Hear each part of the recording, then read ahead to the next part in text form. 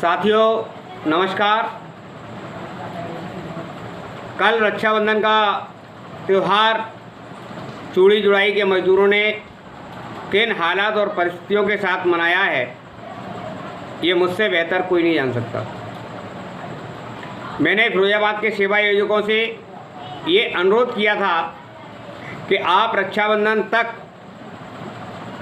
किसी भी मजदूर को शासनादेश के अनुसार मजदूरी का भुगतान कर दें, शासनादेश का अनुपालन करें, क्योंकि मैं नहीं चाहता कि रक्षाबंधन के त्यौहार पर किसी भी प्रकार का विवाद उत्पन्न हो। मेरे पास हज़ारों की संख्या में मजदूरों के फ़ोन आए। मैंने उनसे भी आग्रह किया कि आप मजदूरी का भुगतान ले लें जिस प्रकार से भी लाना करता है, लेकिन जो बकाया मजदूरी है आप अपनी कॉपी की फ़ोटोस्टेट रखें। उस मजदूरी का भुगतान मैं रक्षाबंधन के बाद आपका कराऊंगा। श्रम विभाग के अधिकारियों को जो शिकायतें की गई उनका भी निस्तारण श्रम विभाग के अधिकारियों के द्वारा नहीं कराया गया। मजदूर हताश परेशान और किन हालातों में रक्षाबंधन के त्यौहार को उसने मनाया है, ये बड़े ही दुख का विषय है कि कारखानेदारों ने 40% के हिसाब से और 40 से 50% तक खर्च की दिया है। उत्तम ग्लास वर्क्स में जिन मजदूरों ने, उसके मालिकान हैं अंकुर कुमार, अंकुर बंसल, अंकुर अग्रवाल, इनका रवैया अव्यवहारिक है और मजदूर के साथ मजदूर के नेताओं के प्रति जो अभद्र भाषा का उसने इस्तेमाल किया है, यदि मैं उनके साथ इस प्रकार की भाषा का इस्तेमाल करूंगा तो ये उचित नहीं है। लेकिन मैं ये चेतावनी देना चाहता हूं आज के बाद में, चूँकि मैं स्वच्छंद हूं कि मेरे ऊपर प्रशासन भी, जिलाधिकारी भी पाबंदी नहीं रही, जिलाधिकारी ने अपने आदेश का पालन नहीं कराया। इसलिए आज से मेरी लड़ाई इन कारखानेदारों के साथ आर पार की लड़ाई आज से शुरू हो गई है।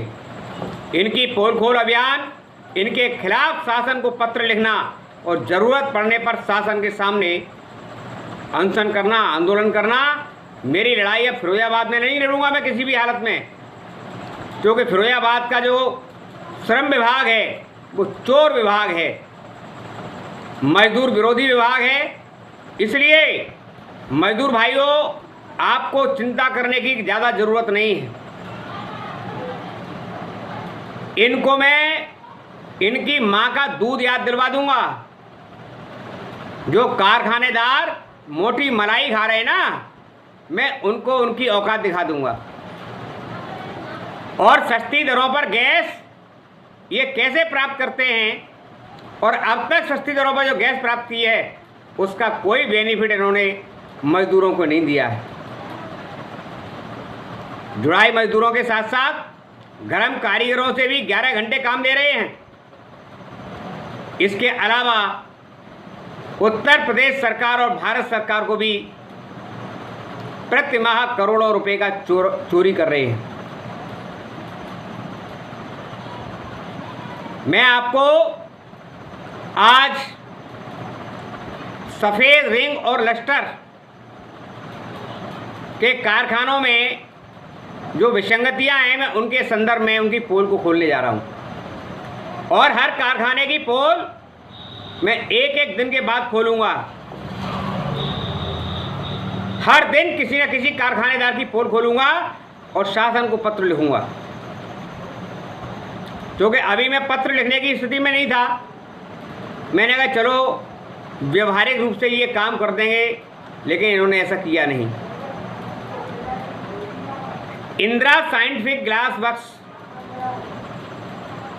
एक फैक्ट्री है, इंडस्ट्रियल एरिया में है।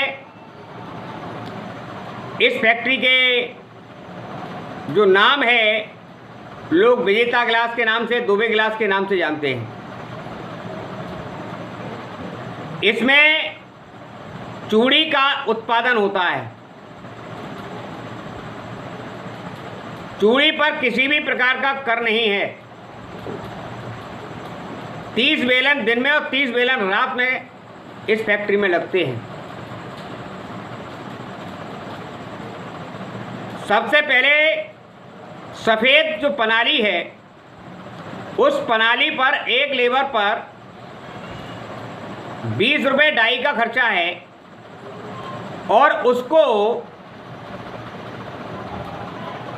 20 रुपये देकर ये मार्केट के दुकानदारों से 10 से 15 रुपये अधिक का भुगतान कराते हैं। चूड़ी के जुड़ाई मजदूर को 1 रुपये तोड़े की ही ये फ़र्क दे रहे हैं। इस प्रकार ये फिरोजाबाद के जो व्यापारी हैं उनसे भी 10 और 15 रुपये तोड़े का अतिरिक्त मुनाफा प्राप्त करते हैं। दूसरी बात, एक बेलन पर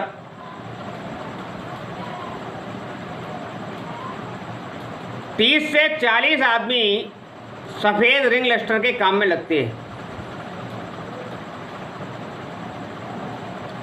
आप समझिए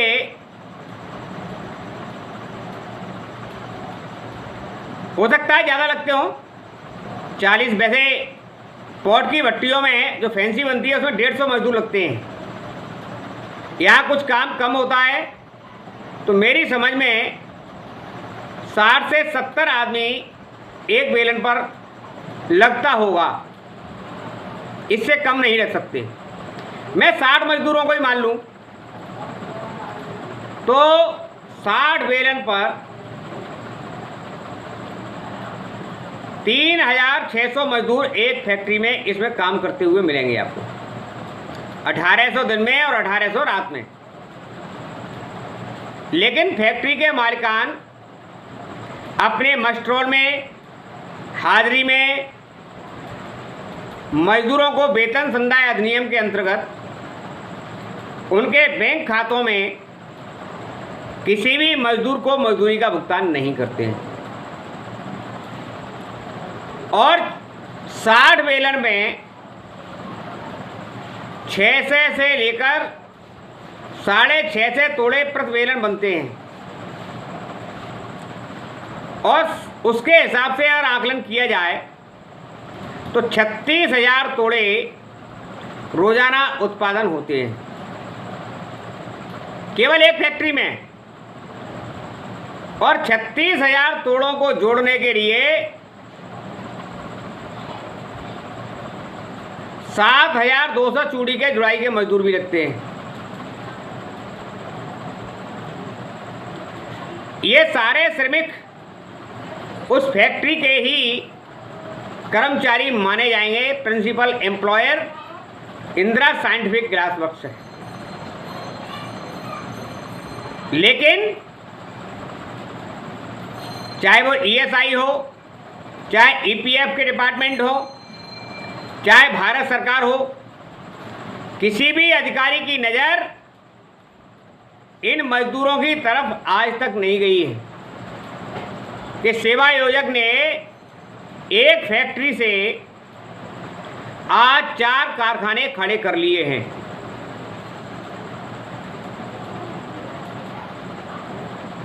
जानकारी तो ऐसी भी है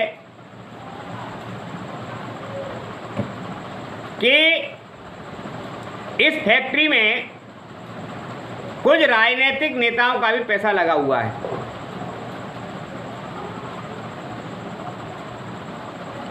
और इसलिए इस कारखाने के जो ओनर हैं वो मजदूरों के साथ गुलामों जैसा व्यवहार करते हैं। जिला प्रशासन को चाहिए कि इंदिरा साइंटिफिक ग्लास वर्क्स के कर्मचारियों की सुरक्षा उनको उपलब्ध रहे। इस कारखाने के सारे सीसीटीवी कैमरे का रोजाना सत्यापन होना चाहिए। दूसरी बात, इनकी हाजिरी आजकल इलेक्ट्रॉनिक्स सिस्टम है, तो उनके द्वारा इनकी हाजिरी भरी जानी चाहिए गेट पर। यदि कारखाने में किसी प्रकार का हादसा हो जाता है तो उसके लिए जिम्मेदार कौन होगा? मैं आज से हर कारखाने की पोल खोलूंगा, शासन को पत्र लिखूंगा और इसके लिए मुझे जो भी कुछ करना पड़ेगा मैं उसको करूंगा, क्योंकि यह मजदूरों के हित का, उनके भविष्य का सवाल है।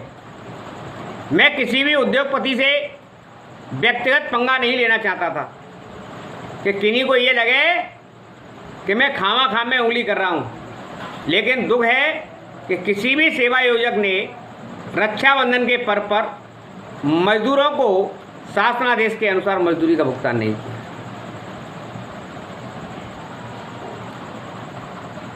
मैं इसी प्रकार से, ये कर्मचारी इनके नहीं हैं तो ये कांच बेचते हैं और कांच पर जीएसटी है भाई, तो सरकार को कांच पर इनको 10% जीएसटी देनी चाहिए। चूड़ी पर टैक्स नहीं है, लेकिन कांच का विक्रय करेंगे तो उस पर तो टैक्स है। तो वो टैक्स इस कारखाने से, जब से इंडस्ट्री चली है, ये कारखाना चला है, आज तक इन्होंने चूड़ी का ही उत्पादन किया है और उस टैक्स की वसूली की रिकवरी उत्तर प्रदेश सरकार को, भारत सरकार को करनी चाहिए। एक दिन में एक तोड़े पर 2 किलो कांच कारखाने से लगता है। मुट्ठा बनने के बाद जब तोड़ा बनता है तो 1 किलो 100 ग्राम, 1 किलो 200 ग्राम का वजन करीब करीब उस तोड़े में होता है। अगर 1 किलो 200 ग्राम के हिसाब से भी मान लिया जाए और 25 रुपये किलो का कांच ये बेच रहे हैं, तो ये कांच 35 रुपये के लगभग 33 से 35 रुपये के बीच में पड़ता है। और 35 रुपयों पर यदि हमको 10% जीएसटी हमको देनी पड़े कारखानेदारों को, तो 3.5 रुपये तोड़े की जीएसटी बनती है। पिछले 10 सालों में 1 रुपया भी इन्होंने नहीं दिया है। 36,000 तोड़ों की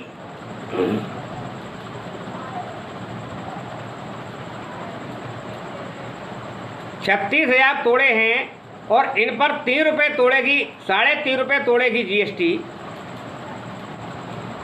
1,26,000 रुपया प्रतिदिन की जीएसटी केवल एक कारखाने के कांच के विक्रय से होती है। और इनको हम यदि 1 महीने के 25 दिन का गुणा करते हैं तो 25 गुनी हो गई। और साल में यदि हम 200 दिन भी मान लें कि काम हमको 1 वर्ष में 365 के स्थान पर यदि 250 दिन भी काम चला तो 250 गुनी मल्टीप्लाई इसकी जीएसटी हो गई। तो सरकार को एक फैक्ट्री 1 वर्ष में करीब 2.5 से 3 करोड़ रुपया के कर की चोरी करती है। क्या भारत के प्रधानमंत्री जी, भारत के माननीय वित्त मंत्री जी, प्रदेश सरकार के माननीय मुख्यमंत्री जी यदि मेरी बात को सुनना चाहें तो एक फैक्ट्री से लगभग 2.5 करोड़ रुपया, 2.5 से लेकर 4 करोड़ रुपया तक के कर की चोरी फिरोजाबाद के इंदिरा साइंटिफिक ग्लास वर्क्स के मालिकानों के द्वारा पिछले 25 से 30 सालों से लगातार की जा रही है।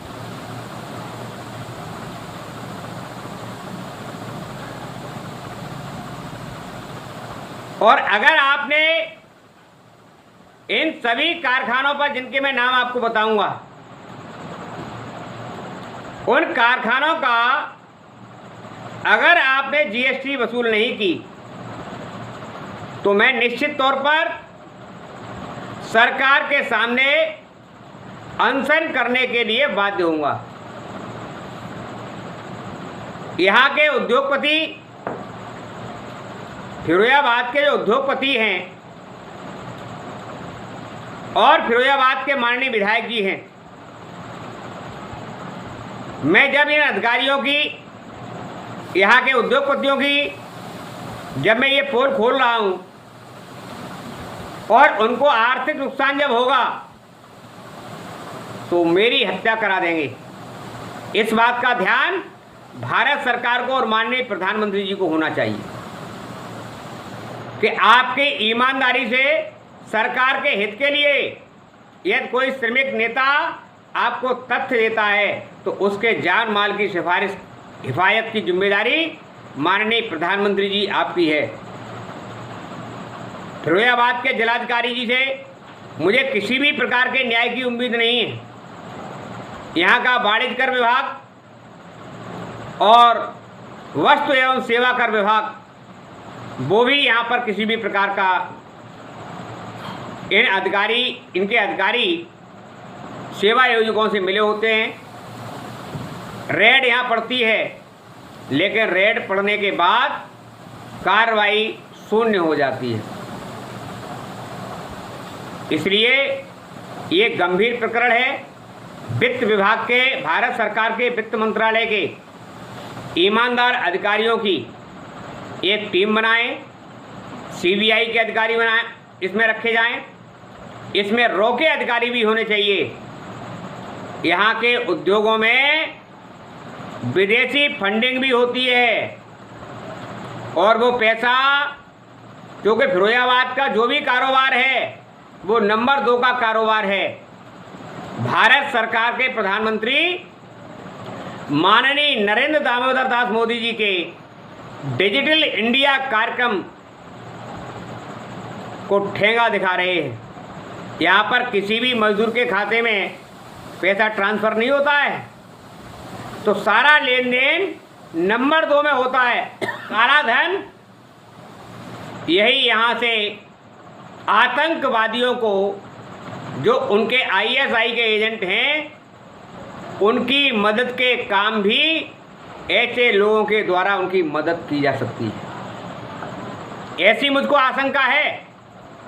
हमारे देश को तोड़ने के लिए भी फिरोजाबाद के उद्योगपतियों की भूमिका उसमें, क्योंकि यहाँ का लाला सबसे ज़्यादा नेताओं को, जयंतियों को, कार्यक्रमों को, यानी जो भी आता है अपने अपराध और अपनी कमियों को छिपाने के लिए सबको पैसे देता है। तो ब्लैक मनी है। यहाँ से आतंकवादियों को भी फंडिंग हो सकती है। मेरा माननीय प्रधानमंत्री जी से ये विनम्र निवेदन है कि फिरोजाबाद के उद्योगपतियों पर विशेष नज़र रखें। यदि हम देश की हिफाजत करना चाहते हैं और भारत को विश्व में नंबर 1 बनाना चाहते हैं, तो माननीय प्रधानमंत्री जी फिरोजाबाद के कांच और चूड़ी उद्योग पर अपनी नज़र रखिए। यहाँ पर हो रही कर चोरी को रोकिए। यहाँ पर मजदूरों के हितों का संरक्षण कीजिए। ये मेरी आपसे विनम्र प्रार्थना है, क्योंकि यहाँ के उद्योगपति देश विरोधी गतिविधियों में को संचालित करने वाले लोगों के भी संपर्क में हैं। इसकी रॉ से आप जांच करा लें। अगर यहाँ के नहीं निकले तो जो चोर को सजा हो मैं तैयार हूँ। फिरोजाबाद का नाम सुर्खियों में पहले आता रहा है और मैं तो चूंकि अपनी मौत को हाथ पर रखकर देश के हित में ये सारे तथ्य आपके सामने रख रहा हूं। कल मैं फिरोजाबाद के जो बेंगल सप्लायर्स हैं उनकी सूची आपको जारी करूंगा, और जो भी चूड़ी जुड़ाई के मजदूर हैं जिनका पेमेंट कम रेट से हुआ है वो अपने पिछले महीने की मई से लेके अब तक के हिसाब की कापियां मुझको दे दें, उनकी फ़ोटो स्टेट दे दें, जिससे मैं अग्रेतर कार्रवाई उनकी कर सकूं। धन्यवाद।